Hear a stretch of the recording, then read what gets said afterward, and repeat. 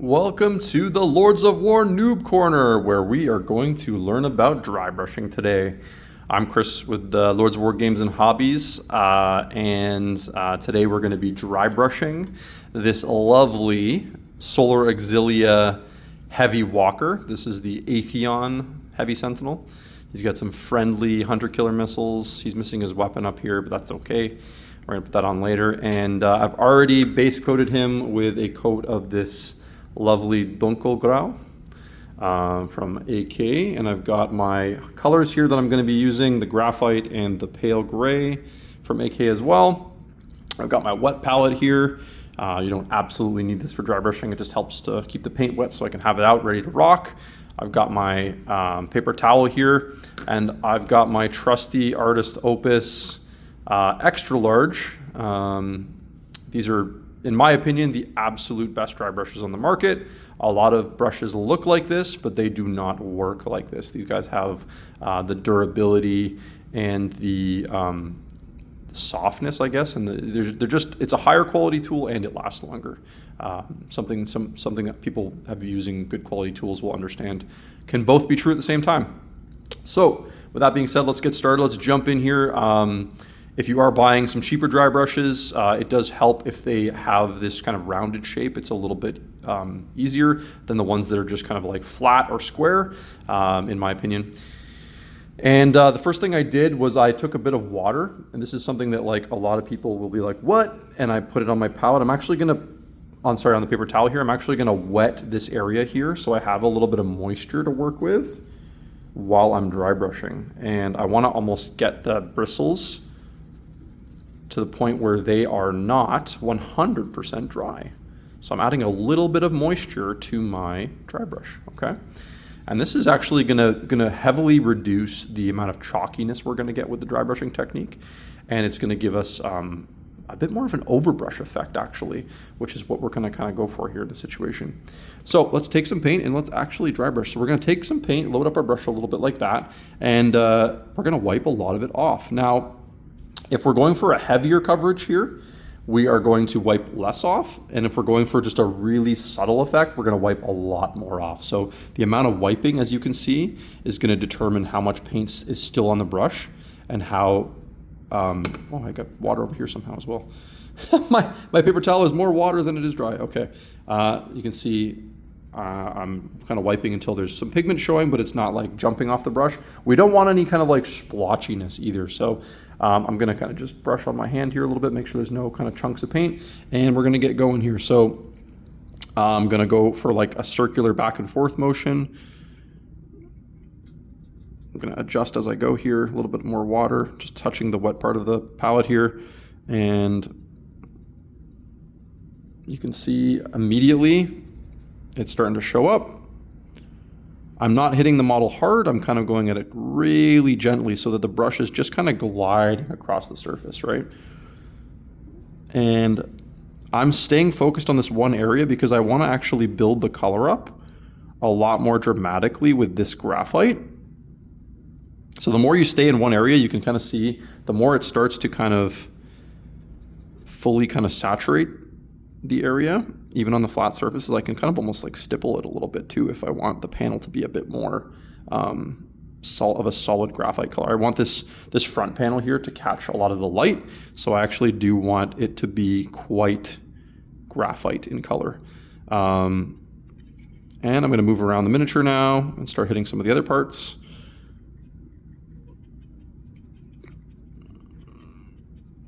And I mean, at some point you're going to have to reload your brush when you start to notice that you're doing a lot of brushing but nothing's actually happening. You can go reload your brush. Now I'm still getting some of the effect that I want here.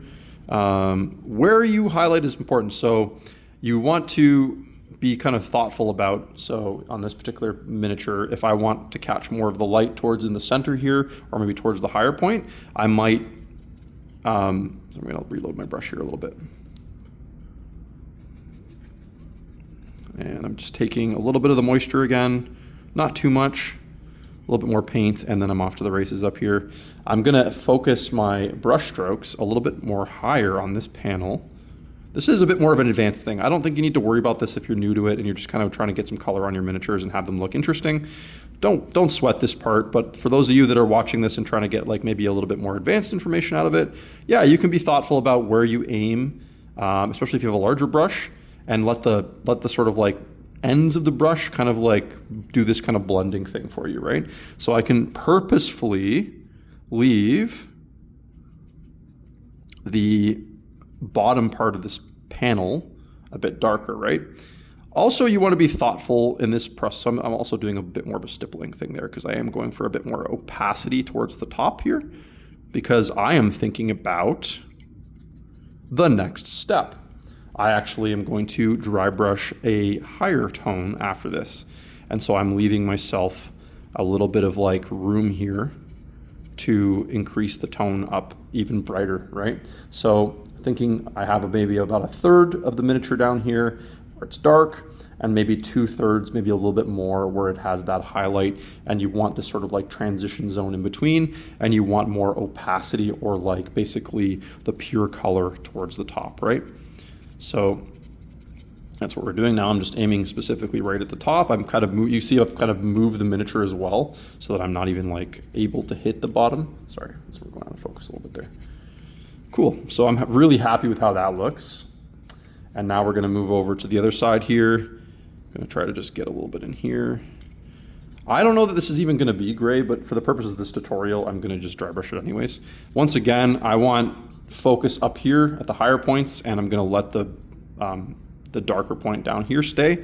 So I'm gonna load my brush up a little bit more, wipe some off. I'm gonna get some of that yummy, just a little bit of water onto the brush again, just so we're not getting chalky.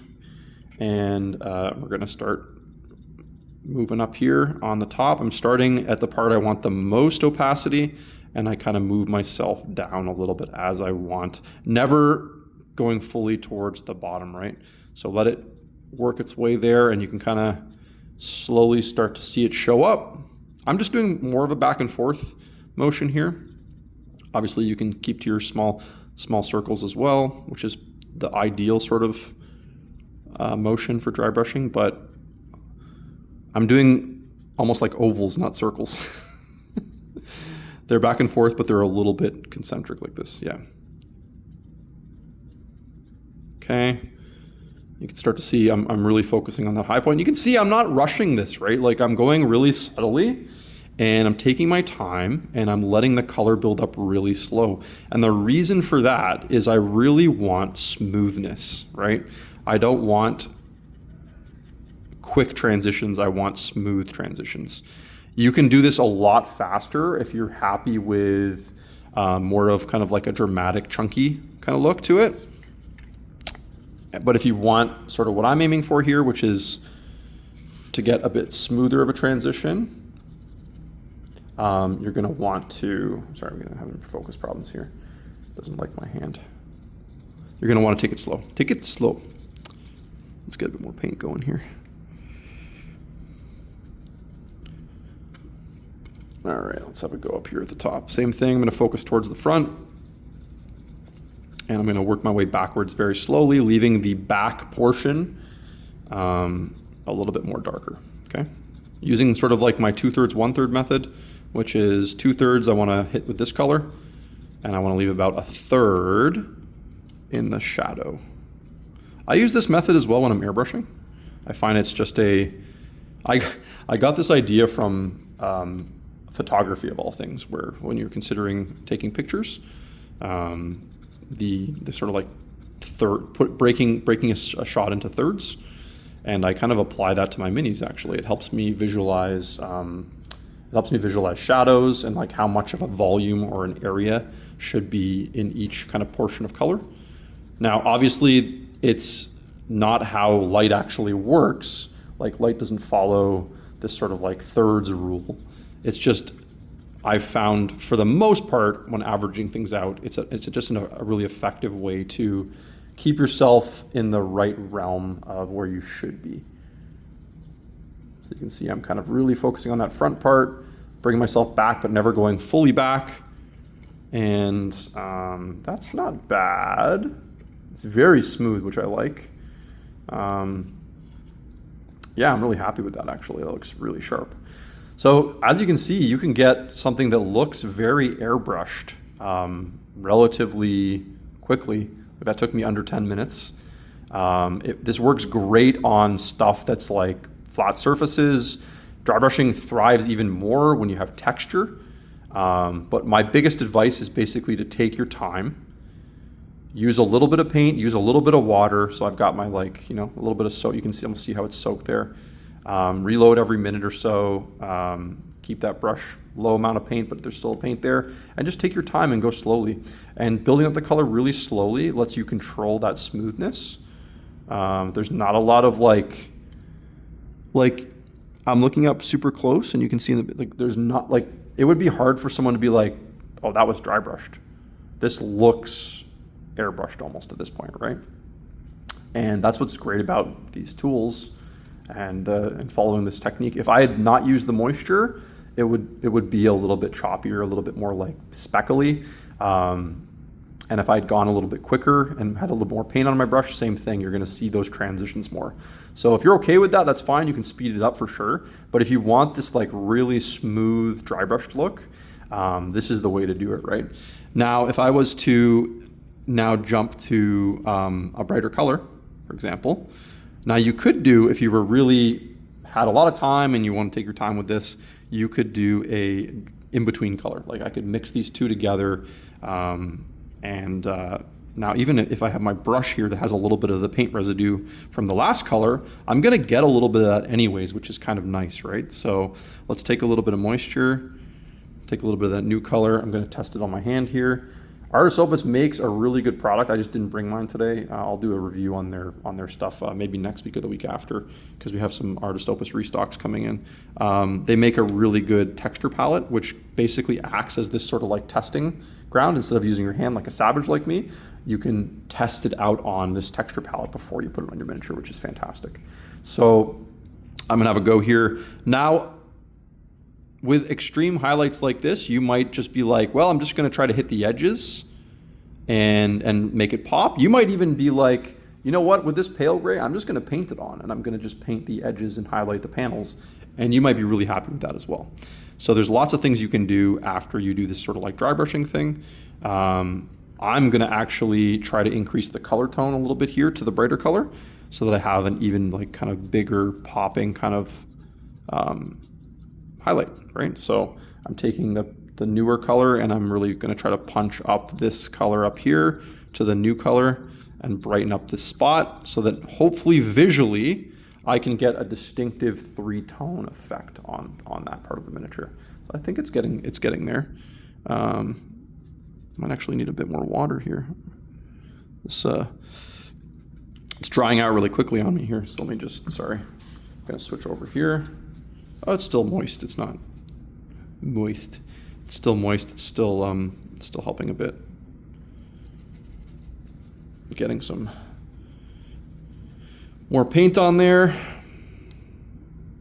Loading it up nicely. So you want it just to be showing up a little bit. I got no chunks coming off. Perfect. Let's get back on the mini again and back and forth, nice and subtle. Towards that, just you almost, with this particular thing, you don't even have to move. Ooh, I got a little heavy there actually. That's okay. You don't even have to move. I'm just gonna focus on literally this one spot and let the technique do the work for me. Boom, pop that a little bit more.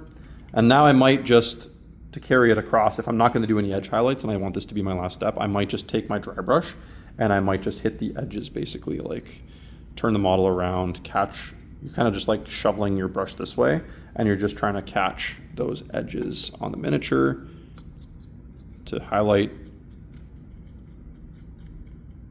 See how it does that really great? Like even like, this is another way you can literally just add a lot of visual interest to a miniature. Even if you weren't gonna, like if you have a color and you just wanna kind of add a little bit of highlights to something quickly, look how quick that is. And like the leg will show this really well too. Like if you're using like a metallic or, you know, just a really light, look at that, like immediately just a light Like if I was to edge highlight all this, it would take me, oh man, I'm slow. I'm a slow painter to begin with, but like if I was to edge highlight that, that would take probably, I don't know, 20 minutes, something like that, 15, 20 minutes. But look at like the quick dry brush and you've done basically what an edge highlight does, especially across an army. You got to be honest with yourself and be like, how much time do I really want to spend doing stuff like this, right? So, but you can't argue with the really distinct visual interest that this technique creates.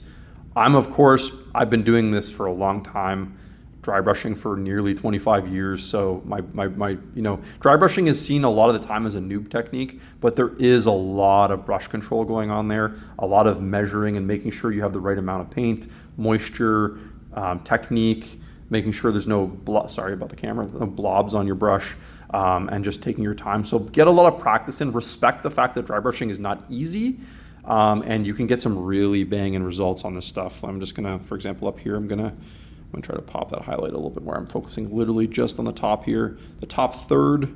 I'm aiming a little bit above where I think the third is because, like I said, that brush comes down a little bit anyways, and I don't want to erase all the great work I've already done on that spot. So yeah, you can just kind of like bang up the spot a little bit there, get it punched up a little bit more. And yeah, this is a great technique, probably underutilized in our current hobby. Where you see this happen a lot is you're seeing a lot more dry brushing happening in the speed painting realm now, because I know that this looks like I've just done a zenithal. This is actually the armor color scheme for my army. They're gray, and then they have like red and black. If you guys have been watching the channel, you've seen some of my stuff.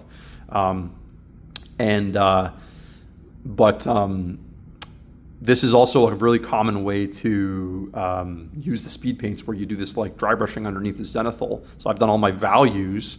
I could then put like a red contrast paint on this panel, contrast paint, speed paint, express color, or quick gen. Those are the 4 different names of the products that exist. I could now tint this very smoothly and have this beautiful red or beautiful yellow or beautiful blue with a seamless transition. That's a very common way to use this kind of dry brushing technique now. But let's not forget, you can just dry brush your Space Marines. You can dry brush them blue. We're seeing sponging emerge as a real way to paint models now, and sponging is literally just like stippling with dry brushing, right? So don't forget about dry brushing. For those of you that are new, this is a great technique. You can master it. You can get really beautiful airbrush quality results with dry brushing with the right tools and the right technique. Don't undersell it. It's awesome. Yeah, good luck. Let us know if you want more dry brushing tutorials. What tutorials would you like to see on the channel? Let us know. I will try to cover what I can. We've got some Artist Opus reviews coming up soon, including the new painting handles, which we'll be getting this week. So looking forward to that. Thanks for watching, everyone. Give us a like. Appreciate you. Take care.